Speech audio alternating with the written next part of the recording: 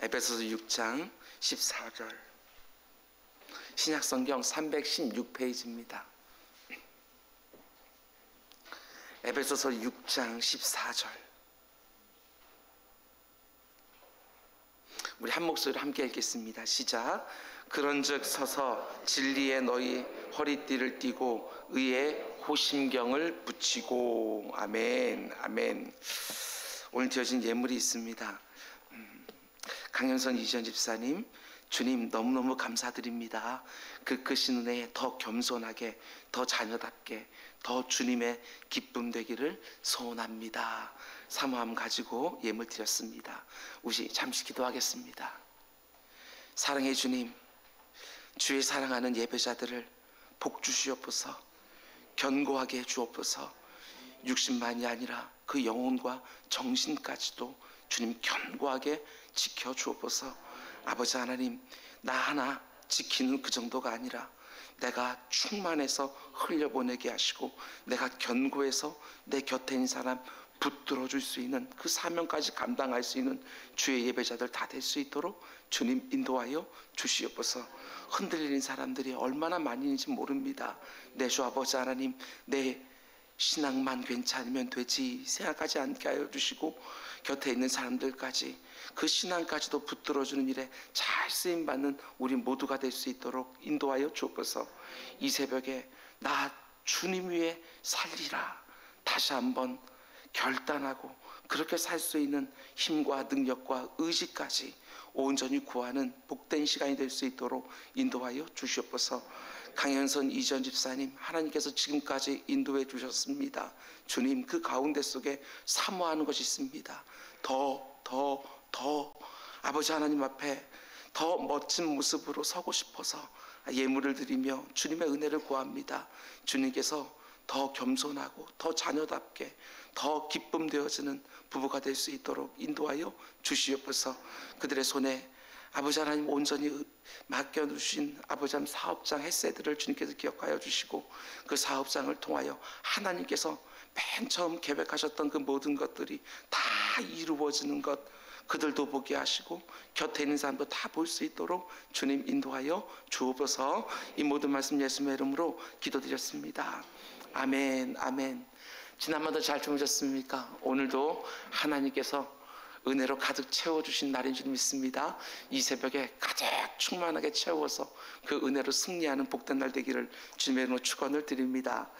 오늘은 제3차 온라인 특세 세 번째 시간으로, 오늘 말씀의 제목은 내 기분과 감정, 의지와 욕구에 의의 흉배를 붙여라 라는 제목으로 말씀 전하도록 하겠습니다. 어제 새벽부터 우리는 하나님의 전신갑주를 하나하나 묵상하고 있는데, 가장 먼저 나오는 진리의 허리띠에 대해서 함께 묵상을 했습니다. 진리의 허리띠를 띠고 진리와 비진리를 분별하라. 진리와 비진리의 거대한 영적 싸움이 있습니다. 진리로 무장하는 우리 모두가 되기를 주님의 이름으로 축원을 드립니다. 오늘 새벽에는 하나님이 주신 두 번째 무기는 의의 흉배입니다. 의의 흉배를 입으라 라고 말하지 아니하고 붙이라 이렇게 말합니다. 이전에 보던 우리 개역 한글 성경에는 흉배라고 되어 있지만, 이번에 개정되어진 개정 한글 개역 개정을 보게 되었으면 의의 호심경 이렇게 되어 있는 것을 보게 되어집니다. 의의 흉배를 생각할 때 가장 먼저 우리가 떠올려야 되는 것은 악한 사단막의 정죄를 떠올려야 됩니다. 사단이 우리의 실수와 실패와 죄와 허물을 놓고 늘 정죄의 불화살을 쏠 때 우리에게 필요한 것이 바로 의의 흉배입니다. 얼마나 많은 성도들이 이 정죄의 불화살을 맞아서 사명의 자리에서 떠나가고 성화의 발걸음이 무뎌지는지 모릅니다. 이 흉배가 반드시 필요한 것이지요.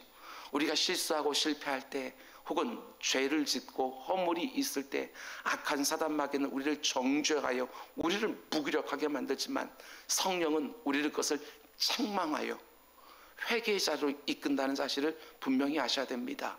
우리가 죄를 지어도 좋다라는 말이 아니라 악한 사단마귀의 정죄에 휘둘리지 마라. 성령의 음성을 듣고 회개의 자리에 나와서 의의 흉배를 계속해서 붙여가라, 이런 말씀입니다. 어제 새벽에 말씀드렸던 것처럼 사도 바울은 지금 감옥에 갇혀 있는 상태에서 자신을 감시하고 있는 로마 군병의 전신갑주 하나하나를 보면서 하나님께 주시는 영감으로 이 글을 쓰고 있는 것입니다. 로마 군병의 전신갑주를 보면 흉배를 붙이고 있는 것이지요. 목에서부터 허리까지, 경우에 따라서는 장단지 윗부분까지 덮고 있는 딱딱한 흉배이고, 등 쪽에도 그렇게 딱딱한 흉배를 붙이고 있는 로마 군병들을 보면서 바울이 지금 깨닫는 것입니다. 아, 영적 전쟁을 위해서도 우리에게 흉배가 필요하겠구나. 지금 이런 깨달음 가지고 의의 흉배를 붙이라고 말하는 것이지요. 갑옷 위에다가 구리 같은 것들로 붙이는 것을 의미하는 것입니다. 그런데 이런 점을 생각해 보시기 바랍니다. 목에서 허리까지는 어떤 기관들이 있습니까? 신체의 중요한 기관들이 거기에 다 몰려 있습니다. 심장도 있고, 폐도 있고, 간도 있고, 위도 있고, 그 외에 너무나 중요한 기관들이 거기에 다 몰려 있는 것이지요. 그런 의미에서 의의 흉배를 붙이라는 것은 상징적인 의미를 가지고 있습니다. 영적인 의미를 보게 되었으면 의의 흉배를 붙여서 우리가 무엇을 보호해야 되느냐? 다른 것이 아니라 성도의 기분과 감정, 의지와 욕구, 그리고 양심, 이런 것들을 사단이 공격하기 때문에 흉배를 붙여서 그런 것들을 보호하라고 권면하는 것입니다. 의의 흉배를 붙이지 아니하면 기분과 감정, 의지와 욕구, 그리고 양심에 심각한 공격을 당할 것이 뻔하기 때문에 의의 흉배를 반드시 붙이라고 사도 바울이 권면하는 것입니다. 여러분, 우리 하루하루가 그저 기분에 이끌리고 감정에 이끌리지 않기를 원합니다. 그러면 너무나도 위험합니다. 우리는 성경에 이끌리고 성령에 이끌려서 살아가는 사람들이지 기분과 감정에 이끌려 살아가는 사람들이 결코 아니라는 것입니다. 기분 없는 사람 없습니다. 감정 없는 사람도 없습니다. 그런데 기분대로 하고 감정대로 하고 흥이 나면 무언가를 하고 흥이 나지 않으면 무엇인가를 중단하고, 그러면 악한 사단마귀에 이끌리기가 너무나 쉽다는 것입니다. 여러분, 그 어떤 일도 그저 기분과 감정대로 하지 말고 욕심대로 하지 말고 오직 주 안에서 하나님의 영광을 위하여, 그 이름을 위하여 무엇인가를 하고 안 하는 우리 모두가 될 수 있기를 주님의 이름으로 축원을 드립니다. 그러면 의의 흉배는 뭐냐? 무엇보다도 여기서 말하는 의가 무엇인지를 아는 것이 너무나도 중요하지요. 여기서 의라고 하는 이 단어는 헬라어로 디카이오스네라는 단어를 쓰고 있는데, 이 의미를 해석하는 것이 그렇게 만만치는 않습니다. 영어 성경을 보게 되어지면 그저 righteousness 이렇게 되어 있지만 이것을 번역하기가 딱히 쉽지가 않습니다. 그래서 성경학자들도 이 의를 해석할 때 한 3가지 정도로 해석하는 것을 보게 되어집니다. 첫 번째로 여기서 말하는 의라는 것은 성도의 도덕적인 올바름을 가리킨다고 해석하는 경우입니다. 그러면서 이렇게 말하지요. 내가 도덕적으로 흠이 없이 살게 되어지면 악한 사단마귀의 공격을 받지 않을 수 있는 거 아니냐, 이런 식으로 말합니다. 그런데 우리가 너무나도 잘 아는 것처럼 우리가 어떻게 도덕적으로 완전 무흠할 수 있을까? 그럼 불가능한 일이지요. 우리가 사단에게 그 어떤 정죄도 받지 않을 만큼 내가 도덕적으로 무흠할 수 있느냐? 그렇지 않습니다. 어떻게 우리가 도덕적으로 완전할 수 있겠습니까? 누구나 다 마음에 찔리는 부분이 있지 않습니까? 아직 들키지 않아서 그렇지 은밀한 부분들이 저마다 다 있기 마련입니다. 특별히 이게 참 신비합니다. 영성이 깊어지면 깊어질수록 우리는 더 많은 찔림을 가지고 살아가는 것을 보게 되어집니다. 영성이 깊어지면 깊어질수록 내가 얼마나 심각한 죄인인지, 내가 얼마나 엉터리인지, 내가 얼마나 위선적인지, 이것들을 더 많이 깨닫게 되어집니다. 이게 참 역설적이지요. 영성이 깊어지면 깊어질수록 내가 더 도덕적으로 의로워졌다고 생각하는 것이 아니라 내가 얼마나 심각한 죄인지를 더 절절하게 깨닫게 되어지는 것입니다. 전에는 죄라고 생각하지 않았습니다. 그런데 신앙생활을 하면 할수록 이것도 죄이구나, 이것도 하나님이 가증스럽게 여기는구나, 이걸 깨닫게 되어지는 것이지요. 빛 대신 주님께 더 가까이 가면 갈수록 전에는 감춰져 있던 것이 다 들추어지면서 그 가운데 너무나도 역겹고 추한 것들을 내 자신이 보게 되어지는 것입니다. 사도 바울의 경우가 그것을 아주 정확하게 보여줍니다.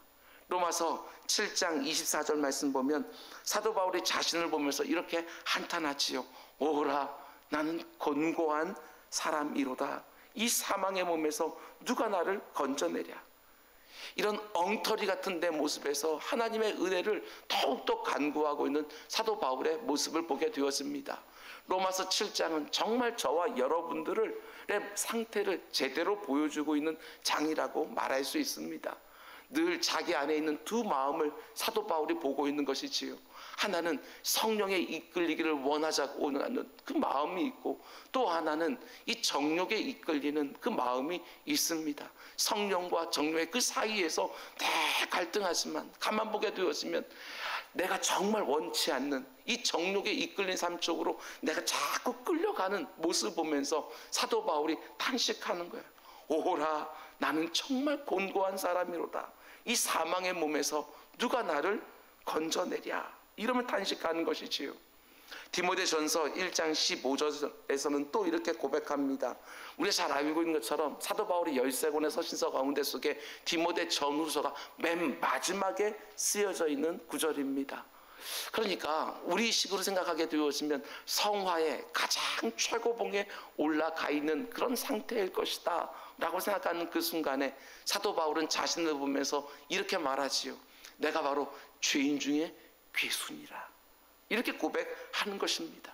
성화가 진행되면 진행될수록 내가 얼마나 악한 죄인인지를 깨닫게 되어지는 것이고, 그와 동시에 또 뭘 깨닫게 되어져요?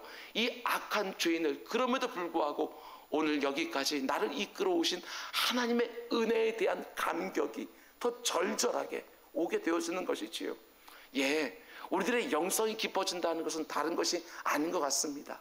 이제는 내가 내 스스로 뭔가를 잘할 수 있는 것처럼 생각하는 것이 아니라 하나님께서 도와주지 아니하시면, 하나님께서 은혜로 나를 사로잡아 주지 아니하시면 아무것도 할 수 없습니다. 이것들을 더욱 깨닫게 되어지는 것이 점점 영성이 깊어지는 그 모습이 아닐까 생각하게 되어집니다. 기도를 하면 할수록 그 가운데 속에 회개거리들이 더욱더 쏟아지는 것들을 보게 되어지는 것이고, 말씀을 읽다 보게 되어지면 영성이 깊어지면 깊어질수록 모든 말씀들이 바로 나에게 주시는 말씀이라는 것이 더욱더 깨달아지는 것이고, 우리가 이렇게 민감한 영성을 가지고 살아가게 되기를 주님의 이름으로 축원을 드립니다. 다른 사람들 볼 여력이 없습니다. 다른 사람들의 눈에 있는 그 티끌을 가지고 뭐라고 할 여력이 없습니다. 늘 내 눈에 있는 들보가 보이는데 누구를 향하여 정죄할 수 있겠습니까? 그것은 바로 악한 사단마귀에게 종노릇하고 있는 것이지요. 영적 싸움에 이미 진 상태인 거예요. 그러므로 영성이 깊어진다는 것은 자신이 얼마나 심각한 죄인인가를 점점 더 많이 깨닫게 되어진 상태를 말하는 것이고, 나의 도덕적인 의라고 하는 것이 정말 아무것도 아닌 더러운 옷이라고 하는 사실을 더 많이 깨닫게 되어지는 것입니다. 그런 면에서 어떤 학자들이 말하는 것처럼 의의 흉배라고 할 때 그 의는 절대로 도덕적인 의라고 말할 수가 없다는 것입니다. 오해하시면 절대로 안 됩니다. 내가 아무리 정직하게 바르게 살아도 사단의 정죄에 불화살에서부터 예외가 되는 것이 결코 아니라는 것입니다. 내가 정직하면 얼마나 정직하겠습니까? 내가 깨끗하면 얼마나 깨끗하겠습니까?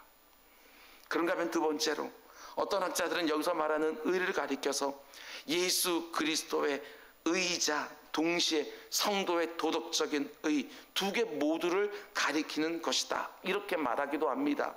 제가 좋아하는 존 스타튼 목사님이 이렇게 말하기도 합니다. 한편은 일리가 있다고 생각하지만 성경 전체적으로 볼 때 그렇게 바른 것은 아닌 것으로 보여집니다.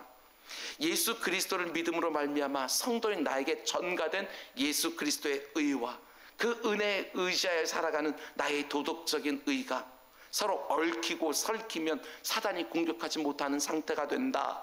이들은 이렇게 말을 합니다. 그러나 의에 대한 정확한 주장이라고 말할 수 없습니다. 예수 그리스도가 이루신 의에다가 나의 도덕적인 의를 더 더해야 완전해지는 것이 결코 아니라는 것이지요. 그래서 세 번째 견해, 저는 여기에 동의합니다. 성경의 전체 주장을 비추어 볼 때 마틴 로이드 존스 목사님은 이렇게 말합니다. 여기서 말하는 의라는 것은 인간의 도덕적인 의를 말하는 것이 아니라 오직 예수 그리스도를 믿음으로 말미암아 우리에게 값없이 거저 주어지는 우리 주님이 이루신 의입니다. 이렇게 말을 하는 것이지요. 악한 사단 마귀가 나의 죄와 나의 허물을 정죄하며 네가 그러고도 그리스도이냐고, 너는 가짜라고, 너는 위선자라고 공격을 합니다. 그런데 그때 예수 그리스도가 십자가에서 이루어서 나에게 주신 그 완벽한 의를 내 영혼의 앞뒤로 붙이고 있으면 그 공격을 막아낼 수 있습니다. 그래, 네 말이 다 맞다. 내가 진정한 그리스도인 아니라는 거 나도 알고 있다. 내가 얼마나 엉터리고 가짜라는 것도 알고 있고 얼마나 많은 부분에서 위선적이지 나도 알고 있다. 그런데 분명한 사실 하나, 내가 믿는 것이 뭐냐, 내 사랑하는 하나님께서 나를 의롭다고 여겨주셨다. 이 고백이 있는 사람들, 그리고 나서 그 모든 걸 정죄에 이끌리는 것이 아니라 하나님 앞에 나아가서 그 마음 가운데 있는 죄책을 놓고 회개 기도를 드리며 자유함, 죄사함의 은총을 누리는 사람들, 이들이 바로 의의 흉배를 붙이고 살아가는 성도들입니다. 완전하다고 말하는 것들이 아니에요. 악한 사단 마귀의 정죄에 맞아서 성화의 자리를 떠나고 사명의 자리를 떠나며 휘청을 무기력하게 되어지는 것, 그것들을 조심하라고, 사단 마귀는 그것을 원하는 거라고 이렇게 말하는 것이지요. 신앙생활하면서 우리가 이럴 때가 얼마나 많은지 몰라요. 아니, 나 같은 것이 무슨 목회를 한다고, 아니 나 같은 것이 무슨 이런저런 직분을 가지고 있다고 스스로가 혐오스러울 때가 얼마나 많이 있는지 모릅니다. 그 감정과 그 기분에 이끌리지 말라는 사실이에요. 우리는 감정과 그 기분에 이끌린 사람들이 아니라 실제로 일어난 사건을 믿는 사람이에요.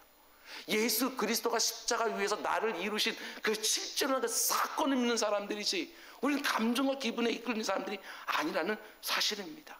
굉장히 중요한 부분이에요. 사도 바울은 빌립보서 3장 5절에서 9절까지 기가 막힌 말을 허락해 줍니다. 의가 무엇인지를 정확하게 말하는 것이지요. 우리가 빌립보 강해에서 우리가 함께 보았던 부분입니다.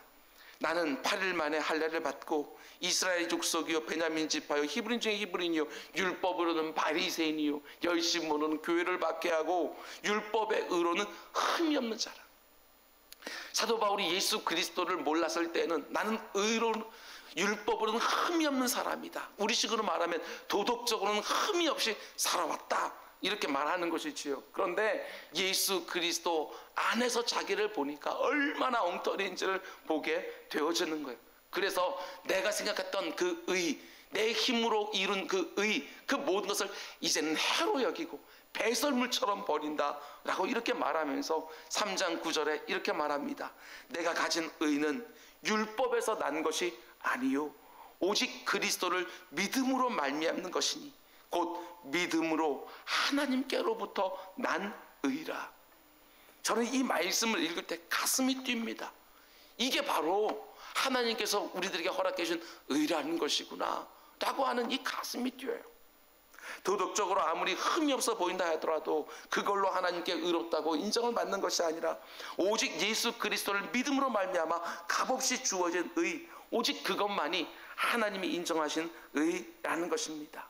내 자신이 이룬 의, 그것으로 사단의 정죄를 절대로 막지 못합니다. 예수 그리스도께서 나를 대신하여 십자가에서 이루신 그 의, 그리고 값없이 나에게 전가시켜준 그 의가 완벽하게 사단의 정죄를 막아내는 것입니다.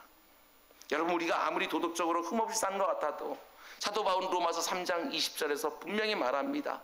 그러므로 율법의 행위로 그의 앞에 의롭다 하심을 얻을 육체가 없나니 율법으로는 죄를 깨달음이니라.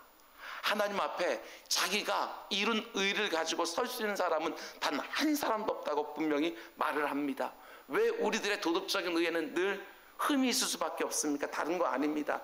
칼빈이 말하는 것처럼 죄가 우리 안에 들어왔을 때 우리는 전적으로 타락하고 전적으로 부패하고 하나님 앞에 온전히 설 수 있을 그런 능력을 다 잃어버린 거예요. 전적으로 무능력해진 것이지요. 이것이 바로 우리의 비참한 상황이에요. 그래서 하나님이 우리를 위하여 어떻게 해주시느냐, 곧바로 이어지는 로마서 3장 21절 말씀, 이 말씀이 온 인류의 영원을 완전히 바꿔놓았어요. 기가 막힌 구절입니다. 로마서를 1장부터 쭉 읽다 보면 3장 20절까지 다 죄인이라고, 스스로 의인이라고 생각하는 그 사람들을 다 지적합니다. 맨 처음에는 이방인들을 가리켜서 죄인님이 명확하다고 그걸 말하는 것이고, 그 다음엔 유대인들을 가리켜서 그들도 죄인이라고 분명하게 가리키는 것이고, 나중에서는 맨 마지막에 사도 바울이 우리도 다르지 않다, 우리도 죄인이다, 이렇게 쫙 말하면서 그 어느 누구도 하나님 앞에 완벽하게 설 수 있는 사람은 아무도 없다, 다 죄 가운데 치우쳐 있다, 이렇게 말한 다음에 21절, 그러나 이제는 율법 외에 하나님의 한 의가 나타났으니. 어둠 가운데 있는 온 세상 가운데서 갑자기 문이 쫙 열면서 비단줄기가 쫙 들어오는 거예요. 율법 외에 하나님의 한 의가 나타났다, 이렇게 말하는 것이지요. 율법을 다 지켜서 이룰 수 있는 의, 그것은 불가능하다고 말한 다음에 하나님이 또 다른 의를 우리들에게 허락해 주셨노라고 이렇게 말을 하는 것입니다. 그게 바로 예수 그리스도를 믿음으로 말미암아 우리에게 값없이 은혜로 주어지는 의라고 말하는 것이지요. 인간의 도덕적인 행위로는 하나님의 기준을 절대로 통과하지 못하지만 예수 그리스도께서 십자가에서 이루신 그 의를 우리에게 값없이 은혜로 전가시켜 주는 거예요. 제가 자주 말씀드리지만 예수 그리스도께서 십자가 위에 달리셨을 때 갈라디아서 2장 20절 말씀처럼 우리도 거기에 같이 달린 것이고, 그 가운데 예수 그리스도 죽을 때 나의 옛사람도 죽은 것이고, 근데 이 가운데 어떤 일이 벌어지느냐, 정말 너무나도 감격적인 트레이드, 교환이, 맞교환이 이루어지는 거예요. 우리의 모든 죄가 예수 그리스도께 전가되어지지요. 그걸 가르쳐서 죄의 전가라고 말하는 것이고, 예수 그리스도의 십자가 위에서 하나님의 모든 뜻을 다 이루어서 이런 그 완벽한 의가 우리 같은 죄인들에게 또한 전가되어지는 거예요. 의의 전가, 죄가 전가되어지고 의가 전가되면서 이 감격적인 트레이드, 맞교환이 이루어지는 거예요. 그리고 예수 그리스도가 이루신 그 의가 마치 우리에게 흉배처럼 앞뒤를 보호하면서 하나님께서는 그걸 바라보면서 네가 이제부터 의롭다, 우리에게 여겨주시는 거예요. 이게 얼마나 감격스럽습니까? 죄의 값은 사망이라고 그랬어요. 그 어느 누구도 하나님 앞에 이를 수가 없어요. 의로운 사람들, 완전 무음한 사람들만 하나님께 이를 수 있어요. 그런데 우리는 여전히 죄인이지만 하나님께서 예수 그리스도께서 이루신 그 의로 흉배를 붙이고 있는 그 모든 사람들을 그 의를 바라보시면서 의롭다고 말씀해 주시는 것이지요. 이게 얼마나 은혜가 됩니까? 그러면 율법의 그 역할은 무엇입니까? 3장 20절에서 말하는 것처럼 율법으로는 죄를 깨달을 뿐이다, 이렇게 말합니다. 율법을 다 지키려고 달려들면 달려들수록 다 지킬 수 없다는 사실들을 깨닫게 되어지는 것이지요. 사도 바울은 그래서 이 율법을 가리켜 몽학선생이라고 말을 합니다. 몽학선생이 무슨 말이지요? 내가 어릴 때 어디까지 인도해줘요? 예수 그리스도의 십자가까지 인도해 주는 것이 율법이에요. 율법을 다 지키려고 하다 보니까 내가 율법을 다 온전히 지킬 수 없다는 사실을 깨닫게 되어지는, 거기까지 몽학선생이 되어서 나를 십자가 앞으로 인도해줘요. 그리고 나의 오라, 누가 나를 이 사망의 몸에서 건져내랴 라고 하면서 예수 그리스도를 바라보면서 그 의를 하나님 앞에 구할 때 하나님께서 그 구하는 그 모습을 믿음으로 보시며 우리의 값없이 예수 그리스도께서 이루신 의를 전가시켜 주는 것이지요. 여러분, 하나님이 구원의 수단으로 율법을 주신 게 아닙니다. 오직 우리를 죄로부터 구원하시는 이는 예수 그리스도 한 분밖에 없습니다. 어떤 사람들이 말하는 것처럼 내가 착하게 살면 천국 가는 거 아니냐? 그렇지 않습니다. 과연 어떤 사람이 100% 선하고 착하고 의로울 수 있겠습니까? 선하고 착하고 의로운 일을 하면서도 안에는 못된 것을 품고 있는 것이 우리 인생들 아닙니까? 그런데 예수님이 십자가 위에서 이루신 의를 우리에게 값없이 은혜로 전가시켜 주셔서 우리에게 이루어 주신 결과가 무엇입니까? 그것이 바로 하나님과 우리의 화목이 이루어지는 거예요. 죄가 전혀 없으신 거룩하신 그 하나님과 그리고 죄를 지어서 단절되어 있는 인간 사이에 예수 그리스도께서 이루신 그 의가 다시 화목해 주는 거예요. 다시 연결되어지는 거예요. 이게 얼마나 큰 은혜인지 모릅니다. 물론 예수 그리스도를 우리가 믿음으로 영접했다고 해서 우리가 실제로 의로워진 것은 절대로 아닙니다. 하나님께서 우리를 의롭다고 칭해 주시는 것이지요. 여겨주시는 거예요. 이걸 가지고 신학적으로 칭의라고 말하는 것입니다. 의롭다고 여겨주시는 거예요. 생각해 보시기 바랍니다. 아무리 어떤 사람이 다른 사람들보다 의롭고 선하고 착하다 할지라도 하나님 앞에 무슨 차이가 있겠어요? 산 꼭대기 위에 있는 사람이나 아니면 탄광의 저 깊은 지하 갱도에 있는 사람이나 별을 잡지 못하는 것은 똑같습니다. 저 위에 계신 하나님께서 우리 인생들을 바라볼 때에는 산 꼭대기에 있는 사람이나 탄광의 갱도 저 밑에 있는 사람이나 진배 없습니다. 우리가 아무리 도덕적으로 다른 사람들보다 조금 더 깨끗하게 산다 할지라도 하나님의 기준으로 보게 되었으면 아무런 의미가 없다는 것입니다. 여러분 잘 들으시기 바랍니다. 내가 아무리 도덕적으로 깨끗하게 산다 할지라도 악한 사단 마귀가 정죄할 것이 없겠습니까? 어림도 없습니다. 정죄받을 것들이 너무나도 많은 것이 바로 인생입니다. 악한 사단 마귀의 정죄를 막기 위해서 다른 방법은 없습니다. 반드시 하나님이 주시는 의의 흉비를 앞뒤로 붙이고 살아야 되는 것입니다. 꼭 이 예수 그리스도께서 이루신 이 놀라운 의의 전가를 믿고 담대하게 살아가는 우리 모두가 되기를 주님의 이름으로 축원을 드립니다. 물론 내가 의의 흉배를 입었다고 해서 뻔뻔하게 살라는 말이 절대로 아닙니다. 하나님이 나를 의롭다고 하셨다, 나는 그 어떤 죄책감, 양심의 가책도 없다, 이게 아니지요. 우리는 더욱더 예민한 그런 신앙 양심을 가지고 살아가는 사람들입니다. 정죄에 이끌리지 말고 회개의 자리로 나아가라, 이 말을 우리에게 주는 것입니다. 로마서 8장 33절 34절은 이렇게 말합니다. 늘 실패하고 실수하고 죄를 짓고 허물이 많은 우리들에게 너무나도 힘이 되고 너무나도 위로가 되는 말씀이에요. 사도 바울은 이렇게 말합니다. 아주 단호하게, 누가 능히 하나님께서 택하신 자들을 고발하리요? 믿으십니까? 의롭다 하신 이는 하나님이신데 누가 너희를 정죄하리요? 여러분 믿으십니까? 이 말을 꼭 믿으시기를 바랍니다. 내가 실패하고 실수하고 이런저런 죄를 진다고 할지라도 여러분 하나님이 나를 싫다 버리지 않으십니다. 오히려 회개자로 계속해서 이끄시면서 나로 하여금 더욱더 죄사함의 은총을 누리게 하면서 그 죄와 맞서 싸우게 하는 것이지요. 절대로 뒤로 물러서지 않는 우리 모두가 될 수 있기를 주님의 이름으로 축원을 드립니다. 여러분 말씀 맺겠습니다. 예수 그리스도의 십자가 공로로 하나님과 우리 사이에 이미 화평이 이루어졌습니다. 우리가 행한 선한 일, 도덕적인 완전 무흠, 이것 때문에 우리가 구원받고 어차피 하나님과 화평을 누린 것이 절대로 아닙니다. 예수 그리스도께서 십자가에서 행하신 일 때문에 우리가 구원을 받고 화평을 이루게 된 것입니다. 그 화평을 붙들고 죄와 싸울 뿐만 아니라 회개의 자리로 더욱더 나아가 죄사함의 은총을 누리는 우리 모두가 되기를 주님의 이름으로 축원을 드립니다.